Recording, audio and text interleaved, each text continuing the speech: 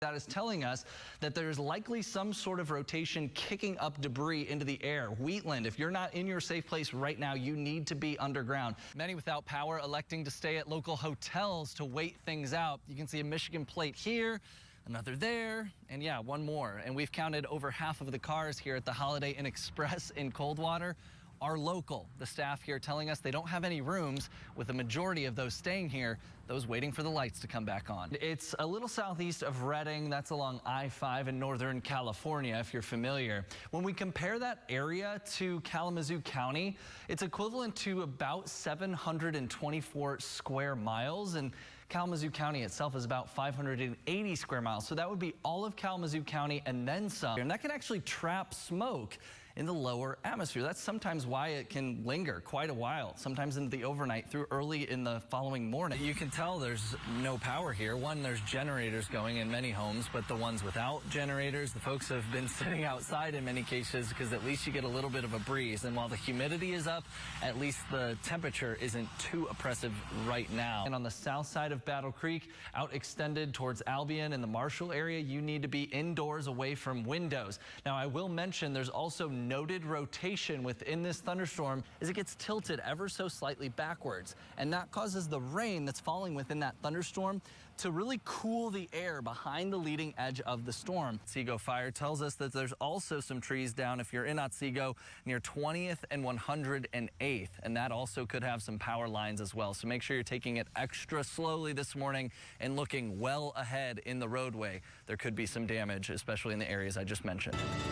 Good morning and Merry Christmas to you, West of Michigan. We are dealing with a winter weather alert day for the concerns of snow. We have multiple alerts in play. A winter storm warning for the area in pink, Allegan, Van Buren counties through 7 p.m.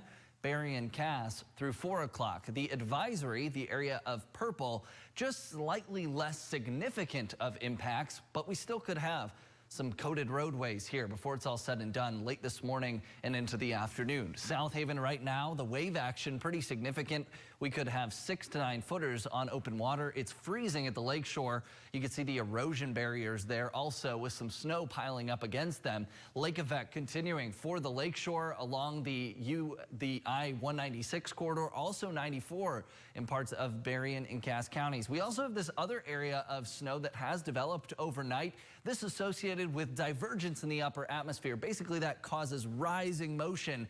And so this is some lighter snowfall occurring right now in Berry and Eaton counties especially. But all eyes are on this lake effect band that is set up overnight. It is just absolutely dumping snow right now in Berrien County. I-94 not looking good. 1 to 2 inch snowfall rates per hour. And with several more hours of this for this vicinity, we could see some pretty impressive snowfall totals. And as we look a little bit farther to the north, now in South Haven, again, that I-196 stretch also probably getting a little dicey, to say the least. Our temperatures are well below freezing too, so the salt products don't work as efficiently with temperatures in the teens.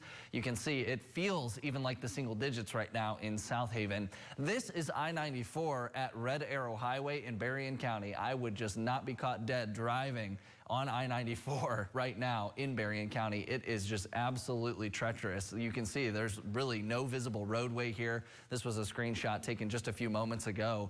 A semi just trying to navigate that, it looks like, early this morning. Now, this was I-94 from one of the plow cameras. This is in now Van Buren County between Paw Paw and Lawrence. And you can see at least one lane looks mostly clear, perhaps. I'm not sure if that's the lane or the shoulder, though, but they're still actively plowing even there still. So hour by hour showing that dominant lake effect snow band just slowly inching farther to the east. As we get into the afternoon, temperatures still in those lower to mid 20s and lake effect becoming more widespread. If we get an additional accumulation in Kalamazoo or farther eastward, it's going to be this afternoon before things start to taper off late tonight. So speaking of additional snowfall, it's really this hot spot of purple and this pinkish hue that we could see 3 to 6 inches of additional snow on top of what we've already seen Most of that will happen this morning. I think it's an additional 1 to 2 in Kalamazoo. If you are east of a line, say from up towards Muskegon down towards Coldwater and Battle Creek, you are likely going to have minimal impacts today. The weekend, 32 on Saturday, and then mostly cloudy Sunday with a wintry mix returning late in the day. Some snow showers into early Monday morning. You may belong to Group 7-day forecast. Another round of some maybe rain, snow, possibly some ice mixing in by Wednesday into New Year's Eve. So a very active pattern ahead, and keep it safe on those roads. The back roads, even in some of the spots that aren't seeing the snow, still a little bit snow covered. All the more reason to stay inside this morning, cozy up, and eat those Christmas cookies. Yeah, absolutely. It's Christmas morning. What else do you do? It is. Here is a really cool shot that was sent in from the sunset earlier tonight in South Haven. Mostly clear skies. Chilly out there, though. Definitely sweater weather this weekend, and especially tonight. Here's the view right now in Marshall. All is quiet. We have temperatures already in the lower 40s in pretty much all of West Michigan. It's 40 already in Hastings. That's often a cooler spot.